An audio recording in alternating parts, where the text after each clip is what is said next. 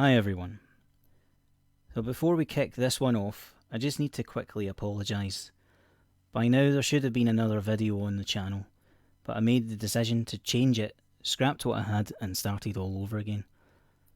And because that video is going to be delayed, I thought I'd offer up this debunk video to fill the gap. A few months back, Bball for Life made a video with his drone to demonstrate the curvature of the horizon utilising the horizontal image compression technique. The lying, incompetent, narcissistic chat troll Gleem took issue with Bball's claim and proceeded to quote-unquote debunk it in the same way he tries to debunk everything else, by making shit up, hiding behind a useless citation and then insisting that everybody believe his drivel. Now, I need to share a bit of history regarding Gleem on my channel here, but it all ties together with his approach to Bball, so bear with it for a minute or two. So if you look at my channel, you'll see this highlighted video, Flarefers Can't Curve, which is over a year old. That video was initiated by an interaction with Gleem in Soundly's live chat, so it addressed him specifically. It concerns his claim that the causeway was made to look curved by the atmosphere, that this effect only applied to the rear half of the bridge and not the foreground. This is the purpose of the green lines I drew, which you can see in the thumbnail. No matter which part of the bridge you try to line up with, the lines never run parallel with part of the length of the bridge, because the entire bridge is curved in the image. Gleem's response was to deny this and shift the goalpost to the claim that barrel distortion was causing the curvature. If you look at the following two videos on the channel, you'll see they have Gleem's name in them, because they were to address this new claim of his and his refusal to admit to being wrong. The images you see in the thumbnails here are ones in which Gleem himself attempted to prove the barrel distortion claims and ultimately debunked himself. Now the point here is that Gleem could not accept being wrong and moved on to another excuse, and when that excuse failed, he jumped immediately to another. This time he was lying about a kink in one of the lanes which isn't even visible in any of the images being the cause of the curvature. And more to the point, to this day, whenever he feels cornered, Gleem casts these old videos up and lies about everything that happened. Now, the next video that I made for my channel, called Sagittal Plane, had nothing to do with the causeway or Gleem. I used a series of screenshots from Dwayne Kellum's high altitude balloon footage to show that the curvature of the horizon was plainly visible, particularly with shots below centre of frame, which rules out barrel distortion. Gleem, still butthurt over the causeway cock-up, tried to undermine this video by telling lies about Kellum's setup, claiming there was fisheye distortion with a concave horizon below centre frame, even though this isn't in evidence, and that rectilinear lenses were used. A lie he tried to back by cherry-picking a short section from a different video by Dwayne, where the camera suffers lag as it falls back to earth. He deliberately chose to lie, and to this day, more than a year later, he will drag all of this up when he is on the back foot, and he continues to lie about Kellum's video. Now there are many examples of this happening, but let me demonstrate with a recent example before we get back to the situation with Bball. So, the following are screenshots from Sean G's channel back in May. I'd been speaking to Gleem about Walter Bisland's Flat Earth model, which uses the Personal Atmospheric Dome concept, or PAD for short. So this is the actual topic here, nothing to do with Soundly or Dwayne Kellum, and my comment, which you can see at the top, encouraging Gleem to make a 3D model, is really short and to the point. Now look at how Gleem responds. Spread across these next few screenshots, he presents a word wall of impotent self-aggrandizing that reeks of insecurity. And highlighted here, you can see he casts up the old causeway curvature issue from over a year ago, and he lies about it. He's gone back to the barrel distortion claim, despite it being the key point he was debunked on, and had to shift goalposts to the shape of the bridge. He then goes on to dredge up the Dwayne Kellum footage, repeating his lies about fisheye lenses and concave horizons. So the point of all of this is to show that there is a pattern of behaviour here from Gleem. He's a very weak troll who is petty, salty, desperate and supremely dishonest. He keeps casting up old exchanges where he's been debunked and chooses to lie about them. And as you'll see, the situation with Bball is just more of the same. So let's check out how that played out. First of all, on the topic of discerning the curvature of the Earth at the horizon, this is Gleem's go-to citation. The author makes certain conclusions which don't agree with low elevation tests like Bball's, and which Gleem treats as gospel, believing he can rely on an appeal to authority to override actual empirical evidence. There are a couple of key points worth noting here in this abstract part of the document. The author states that the curvature of the horizon is visible at or near 35,000 feet. He also claims that photographs of curvature are suspect due to the barrel distortion issue, and this is the main point that Gleem clings to from the paper. This claim is supported later in the document by the following images. These images taken by the author come from a camera with severe barrel distortion, and as a result we can see extreme concavity in the image where the horizon is below centre of frame. This is Gleem's core piece of evidence, which he treats as gospel. Now, looking at Bball's video and the image he is about to compress, the horizon is clearly below the centre of frame. Therefore, according to David Lynch's paper and Gleem's appeal to Lynch's authority, when compressed it should be concave. As we can see, when Bball compresses the image, the horizon is convex. Now, this right here completely undermines Gleem's claims and the citation he relies on. Barrel distortion is clearly not the issue with an image like this, where the horizon is below the centre of frame and is still convex. That should be the end of the argument, but as I pointed out, Gleem is dishonest. He cannot admit to being wrong, and he drags things on for months on end. Fast forward to current times, and a hangout over at Jose's from Saturday the 13th of June. It is now the 17th.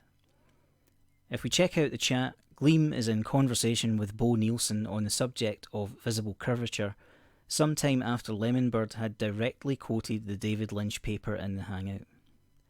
Let's check out the main exchange.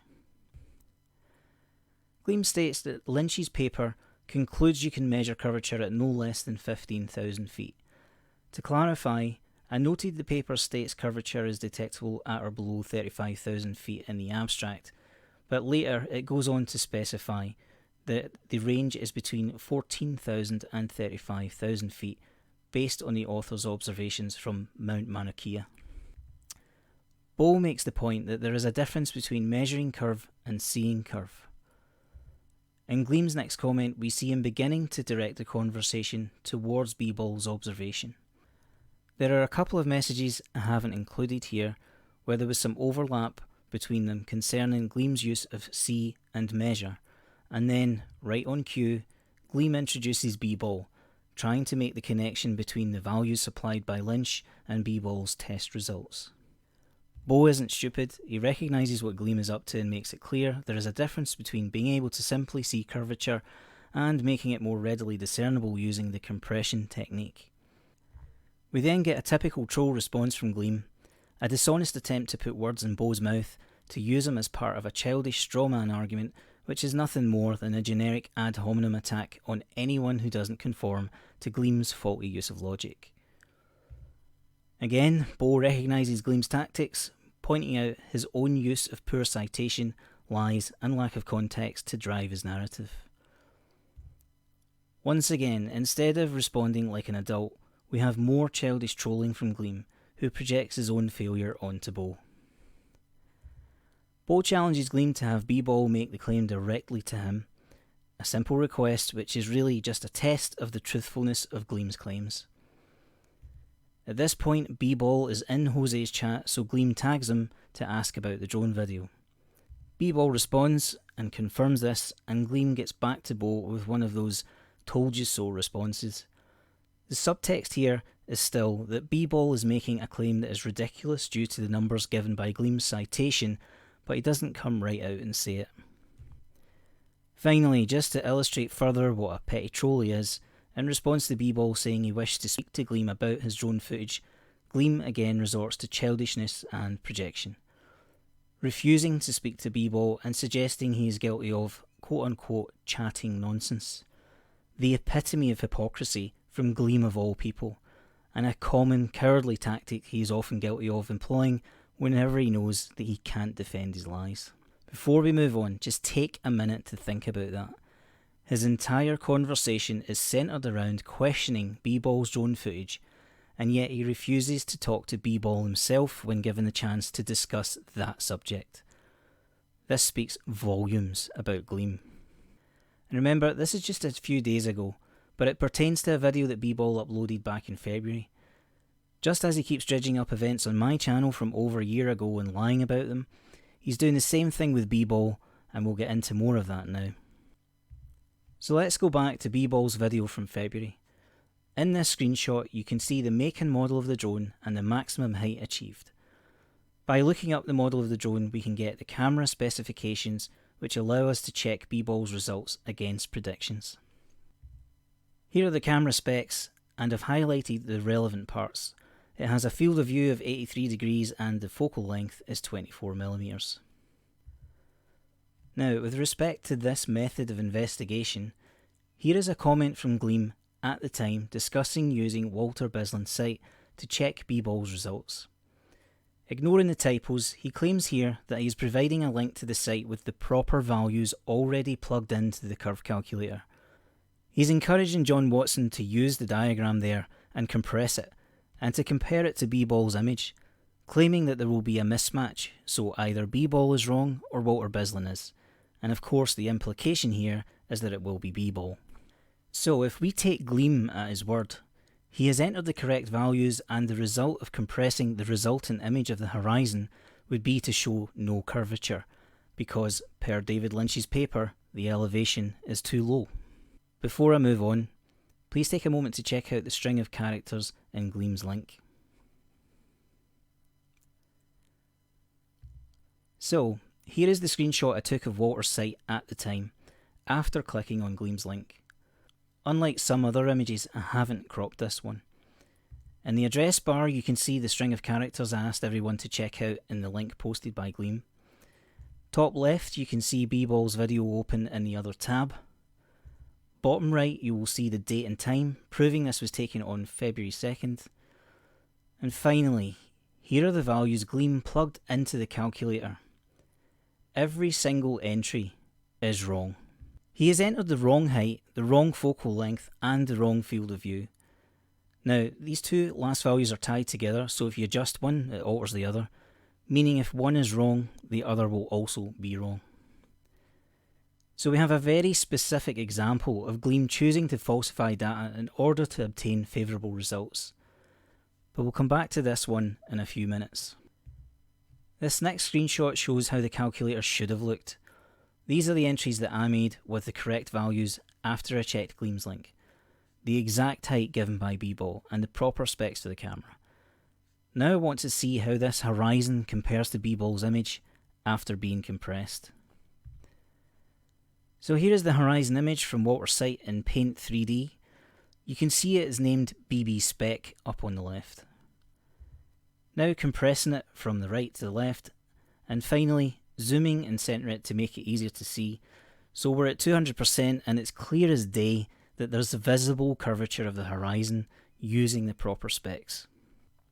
So, in addition to falsifying data to try and fudge his results, Gleem is guilty of lying about the expected outcome using the correct data. The calculator does validate Bball's low altitude observation. Let's see how the two actually look together to better confirm the results. I've cropped Bball's image up to the edge of the horizon so I can match it to Walter's screenshot, and it's pretty obvious the prediction matches the result. So we've confirmed that Bball's image matches predictions when the proper specs are entered into the calculator. But what about Gleem's version? The one where he tried to obtain a favourable result. What happens if we take his horizon image and compress it? Remember, his entire argument here is that curvature is not visible at low elevation, as it contradicts quote-unquote known science from an authority figure whom he regularly cites. So here is Gleem's horizon image in Paint 3D ready to be compressed. And you can see the title says Gleem Specs this time, identifying it, as well as the time and date in the taskbar on the bottom right. Again, compressing the image right to left, then zooming to 200% and centering the image to make it easier to see. And look at that. Even with Gleem's fudged numbers, curvature is still visible. So Gleem was not only being deceptive about the true results predicted by Walter's calculator, he had to lie about his own devious attempt to manipulate the results because they also debunk his own bullshit. Finally, let's just see how this one looks with Bball's image next to it. The specs might be off, but it's still a pretty close match. Low elevation horizon curvature predicted and confirmed. Alright, let's review the various ways Gleem has been caught out today. He lies about empirical evidence. Even in current day conversations long after the fact, Gleem continues to argue that Bball's image is not possible, relying on the David Lynch citation despite knowing that the result is predicted by the globe model as per Walter Bisland's calculator. The same pattern of behaviour is still in effect from his previous appearance on my channel a year ago, as I've shown. He still lies about the causeway, Dwayne Kellum's footage and so on. We saw him try to manipulate a conversation, putting words in Bo Nielsen's mouth to try and encourage him to agree with his own false claims concerning horizon curvature visibility. He cherry-picks a source containing one-sided and incomplete information on barrel distortion, supported by a set of images taken from a single camera which suffers severely from this problem. Images therefore which are not representative of the device in use, and moreover offer little scientific value due to a lack of comparative images from multiple devices. He also historically denies curvature in footage from 146,000 feet, despite citing a source which states curvature is visible from as little as 14,000 feet. We saw that he willfully manipulated data, intentionally entering incorrect values into Walter Bisland's calculator to try and undermine Bball's results and promote his own false narrative. In concert with falsifying data, he lied about the results generated from using the correct data for Bball's observation. He debunked his own citation, even after trying to manipulate the outcome, by showing that in either case, horizon curvature is predicted to be visible in compressed images at a much lower elevation than his source specifies.